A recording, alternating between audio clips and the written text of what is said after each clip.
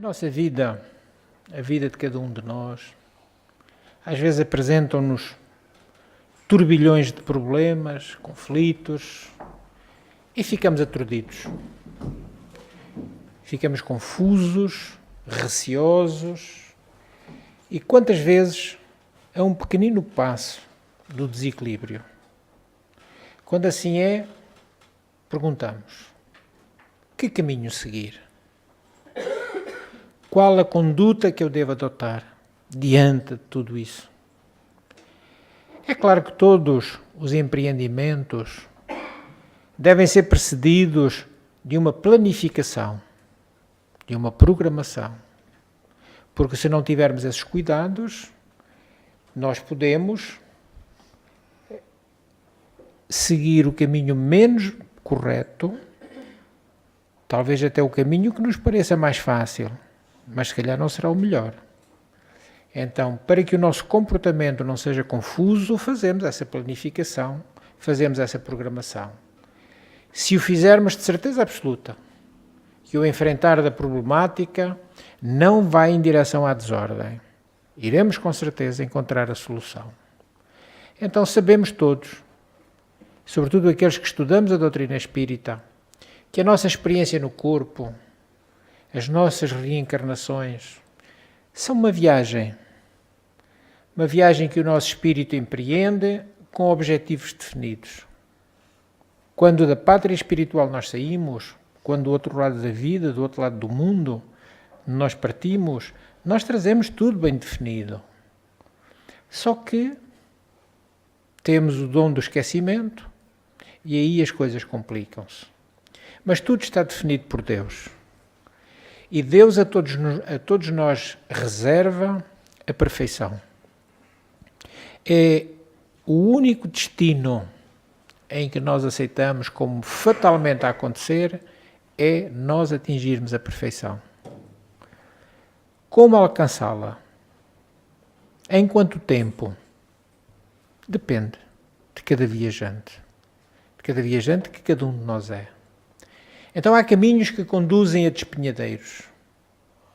Quando não temos o cuidado de olhar bem, outros a desertos, à solidão, outros a pântanos, quando estamos em estados viciosos. Tudo isso regiões perigosas. Às vezes surgem caminhos convidativos, repletos de distrações. Tudo é fácil. Prazeres, comodidades, são armadilhas. Não tenhamos dúvidas. Têm forçosamente que ser armadilhas. Porque diante da nossa condição espiritual, de espíritos reencarnados em mundo de provas e expiações, não é para virmos para isso. Não é para virmos em busca de prazeres, ou só de festas, ou só de coisas fartas. E ainda há caminhos que às vezes levam à ruína demorada, à indignidade que infelicita. Vários dão acessos à glória, mas essa nós já sabemos, é sempre transitória, é efêmera. E às vezes ainda ao poder arbitrário. Tudo isso fruto de nós ainda não sermos espiritualmente evoluídos, avançados. Também sabemos que quando numa reencarnação as regalias são muitas, sabemos que o túmulo, a campa, acaba por interrompê-las. Podemos ter uma fortuna imensa. O nosso corpo perecerá como o corpo do ser mais pobre que exista. Porque a morte não escolhe. A morte leva-nos a todos por igual. Então, vamos dar atenção à afirmação de Jesus. Porque a afirmação de Jesus não deixa dúvidas. Jesus disse: eu sou o caminho. Logo, ele é a opção para nós chegarmos a Deus. Se nos encontramos diante de várias opções de caminhos, sem saber qual deles enveredar, reflitamos na proposta de Jesus. Pensemos que o caminho que elegermos nessa altura vai ser decisivo. Vai ser decisivo para a conquista da nossa felicidade ou infelicidade. O rumo que nós tomarmos é o rumo que nos levará a um lado ou ao outro. Há caminhos aparentemente fáceis de percorrer. São fáceis até nos depararmos com os precipícios a que eles conduzem. Mas também há os caminhos que, em princípio, nos parecem longos e cheios de espinhos, mas que nos levam a um lugar seguro, onde a esperança habita no fim da linha. Se optarmos pelos caminhos errados, da baixeza, do descaso, da indiferença, da injustiça, chegaremos facilmente ao vazio, ao tédio e, com certeza, no fim, ao desespero.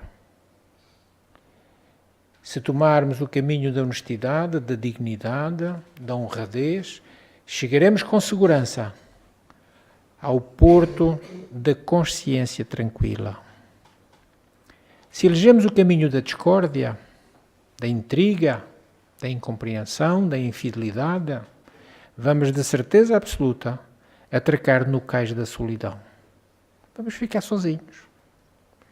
Mas se seguimos o caminho da amizade, da sinceridade, da lealdade, do perdão, conheceremos o oásis dos corações cheios de afeto, dos corações que são reconhecidos e por isso sempre aqueles que os rodeiam são afetuosos. Lembremos-nos então de que há caminhos e caminhos. E que nem sempre os que parecem mais curtos nos levam a destinos seguros e promissores. Como diz o povo, quem se mete em atalhos, mete-se em trabalhos. Não queiramos os atalhos. Sigamos o caminho mais longo, mas aquele que de certeza absoluta no fim nos dará um resultado melhor. Então, tudo deve ser feito e pensado do ponto de vista espiritual. Começarmos a não ter metas só materialistas, metas que nos levam somente a encontrarmos aquilo que são as coisas materiais. Então, se elegemos o caminho que conduz à felicidade, mas às vezes, diante das dificuldades que se encontram nesses caminhos, e quase estamos a ponto de desistir da luta, busquemos forças em Jesus. Através de quê? Da oração. Se há obstáculos na jornada, vamos pedir a Deus que nos ajude a superá-las. Porque Deus nos ouve. Não tenhamos nenhuma dúvida. Se os pés estão feridos, já caminhamos muito, as mãos estão cansadas, porque às vezes nós quase que temos que nos subir a palmo, roguemos o amparo do alto. E Ele nunca nos faltará nessas horas difíceis. E antes de pensar em tomarmos os caminhos aparentemente mais fáceis, lembremo-nos de que o Mestre Jesus falou a respeito da porta estreita. Prossigamos sem esmorecimento, porque temos mais dificuldade de passar, mas de certeza absoluta que o resultado será melhor. Então, depois de tudo isto que nós dissemos em relação aos caminhos, vejamos um caso muito curioso que nos leva à reflexão. Depois de incansáveis anos de árduo treino, um disciplinado aluno de artes marciais viu-se diante do mestre. Era a hora dele receber o seu cinturão negro. E o mestre disse ao aluno: antes que lhe dê a faixa, você terá de passar por um outro teste. Estou pronto, respondeu logo o jovem, com aquele ardor próprio da juventude. E o mestre disse-lhe: você vai precisar responder a uma pergunta essencial. qual é o verdadeiro significado do cinturão negro. O jovem respirou fundo e de imediato: ele representa o fim da minha jornada. Será uma recompensa merecida pelo meu bom trabalho. O mestre esperou um pouco e o jovem de imediato percebeu que o professor não estava satisfeito. O silêncio que constrangia o jovem foi quebrado por novas palavras do mestre. Você não está pronto para receber a faixa preta. Volte daqui a um ano. Desapontado, o aluno partiu. Um ano depois, ajoelhou-se novamente em frente ao seu mestre. E ele voltou a perguntar: qual é o verdadeiro significado do cinturão negro? E o jovem não se fez novamente rogado. É o símbolo da excelência. É o nível mais alto a que se pode atingir na nossa arte. O mestre permaneceu em silêncio. O aluno então percebeu que a sua resposta voltou a não ser satisfatória. Por fim, disse o professor: você ainda não está pronto para ser cinturão negro. Volte daqui a um ano. Resignado, pela segunda vez, o aluno partiu. Um ano passou e, na mesma posição de respeito diante do mestre, ele novamente ouviu a mesma pergunta: qual é o verdadeiro significado do cinturão negro? Desta vez, o aluno ponderou. Não respondeu logo. Respirou fundo, pensou bem e respondeu: o cinturão negro representa o começo. É o início de uma jornada sem fim. É o início de uma jornada de disciplina, trabalho e, acima de tudo, busca por um padrão cada vez mais alto, um padrão cada vez mais elevado. O mestre sorriu e disse: agora você está pronto para ser cinturão negro e iniciar o seu trabalho. O jovem tinha encontrado o caminho. Na primeira resposta, referiu que era o fim da jornada. Na segunda, que era o nível mais alto que ele podia alcançar. Apontou os caminhos fáceis. Já estava tudo feito. Só na terceira resposta ele refletiu maduramente. Era o início de uma jornada sem fim. Em verdade, assim é connosco também. Muito já percorremos, mas continuamos. Muito já vencemos. Quando olhamos para trás, vemos os vales extensos, difíceis de percorrer, os rios de correnteza inclemente, os desfiladeiros traiçoeiros e os pântanos sombrios. São paisagens passadas, situações superadas. Mas também houve, nesta mesma jornada, alturas em que nós passamos em campos floridos, praias de areia alva, árvores frondosas a oferecer-nos sombra e abrigo, além dos frutos. São paisagens passadas, momentos que nos enchem de saudade, porque nós estamos a caminho. Algumas dores também podem esperar por nós, porque são tantas as trilhas que se apresentam diante do nosso futuro, cada qual com uma característica especial. Cada dor tem uma história. Nenhuma dor é em vão. Nenhuma. Sem dúvida, há caminhos que já dissemos há pouco e repetimos, prometem facilidades e alegrias fugazes. Cuidado.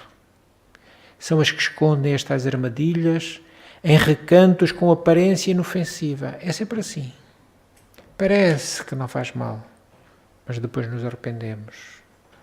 Outras trilhas, outros caminhos, outras sendas mostram-se árduas desde o início. Às vezes é uma reencarnação de trabalhos, de trabalho constante, árduo, difícil. Mas compensam os viajantes. Sobretudo se eles são persistentes e são compensados às vezes com vastos oásis de consolo e amparo. É aquilo que nós estamos sempre pedindo a Jesus que nos conceda.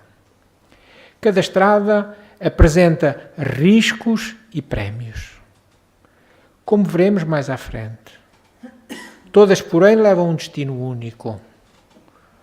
Só o tempo de viagem é que depende da disposição de cada peregrino que nós somos.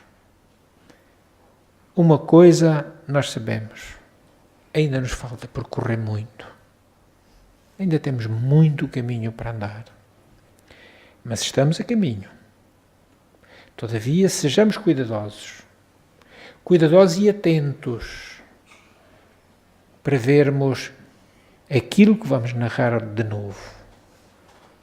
Há muito tempo, conta-se que um rei que viveu num país longínquo, além mar, era muito sábio. Era um rei extraordinariamente sábio. E não se poupava esforços para ensinar bons hábitos ao seu povo. Sempre ele estava fazendo alguma coisa para que os seus súbditos melhorassem as suas condições, mas através daquilo que eles pudessem fazer. Frequentemente fazia coisas que pareciam estranhas e inúteis, mas tudo o que fazia era para ensinar o povo a ser trabalhador e cauteloso. Dizia ele: nada de bom pode vir a uma nação cujo povo reclama e espera que sejam os outros a resolver os seus problemas. Eu não sei, mas isto parece Portugal. Parece. E ele ainda dizia mais: Deus dá as coisas boas da vida a quem resolve os problemas por conta própria. Um dia, no largo caminho que circundava o palácio, ele colocou uma enorme pedra, bem pesada, no centro do caminho. E depois foi-se esconder atrás de uma cerca e esperou para ver o que acontecia. Primeiro veio um fazendeiro com uma carroça carregada de trigo que levava para a moagem. Quem já viu tamanho descuido? Gritou ele, completamente contrariado. E, entretanto, ia desviando a carroça e contornava a pedra. Sempre são uns preguiçosos. Ninguém manda retirar esta pedra da estrada? Continuava ele reclamando. Achava que os outros eram todos inúteis. Mas ele não tocou na pedra. Ele próprio não tocou na pedra. Logo depois, um jovem soldado vinha cantando pela estrada. A longa pluma do seu chapéu militar ondulava tocado pela brisa e trazia na cinta uma espada reluzente. Distraído com a cantoria, pensava na maravilhosa coragem que mostraria na guerra e não viu a pedra. Tropeçou, estatelou-se no chão poeirento. Ergueu-se, sacudiu a poeira da roupa, pegou a espada e, ai, se ela apanha que ela tinha colocado a pedra, não escapava de certeza. Enfureceu-se contra o que ele também chamou de preguiçosos, que insensatamente haviam largado aquela pedra imensa na estrada. Então, ele também se afastou sem pensar uma única vez que ele próprio podia retirar a pedra.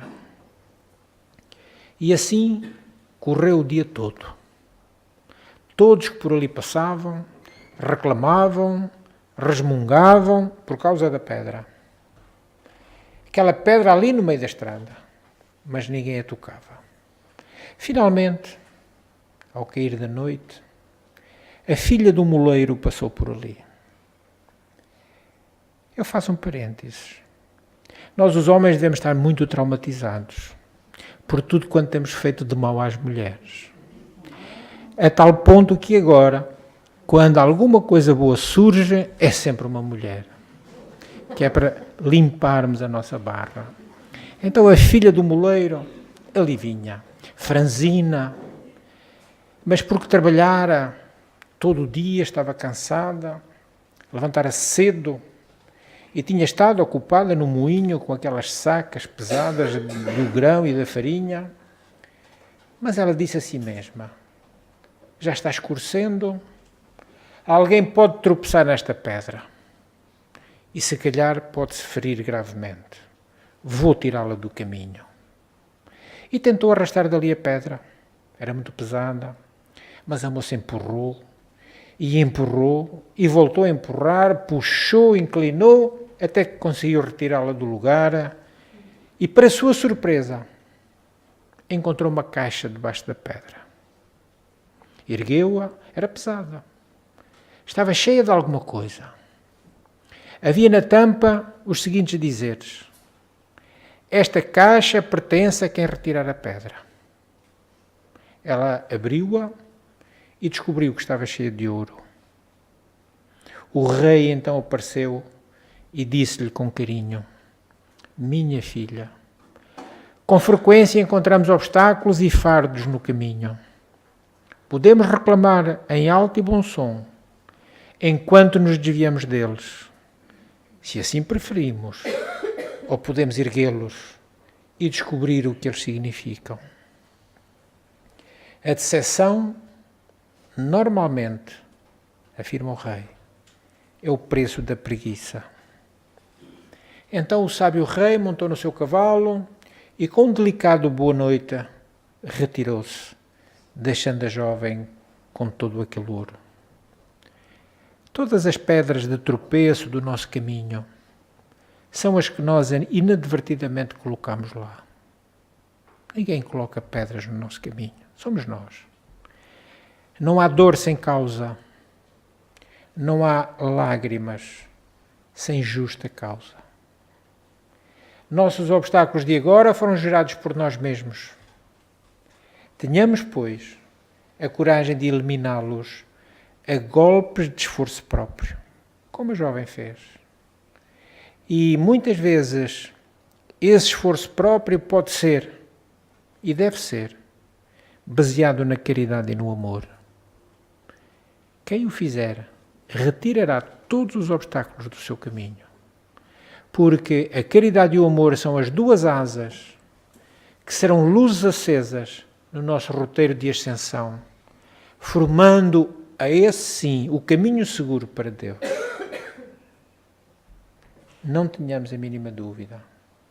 Se nós quisermos, a caridade e o amor são os dois melhores caminhos que nós podemos eleger para as nossas vidas. Todos os outros depois serão caminhos menos tortuosos, menos difíceis de percorrer. A nossa doutrina é tão lúcida que ela considera que a nossa salvação não está em nenhuma religião. O Espiritismo afirma que a salvação está na caridade. Nós acreditamos que sim, porque sabemos que há muitos religiosos que são o que são. E há muitos ateus que são homens e mulheres extraordinários. Nem sequer acreditando em Deus são fraternos, são caridosos, estão preocupados com todos aqueles que sofram. E há religiosos que não estão nada preocupados com quem sofre. Então, que adianta nós estarmos trilhando esta ou aquela religião se nós estamos preocupados com o nosso próximo? Quando tantos ateus estão preocupados, então eles estão muito mais próximos de Deus que o próprio religioso. Por isso a nossa doutrina o afirma categoricamente. A salvação está na caridade. Tenhamos essa lucidez. E sempre que vocês ouçam os nossos apelos a favor daqueles que de algum jeito dependem de nós, dentro das vossas possibilidades colaborem. Porque é o caminho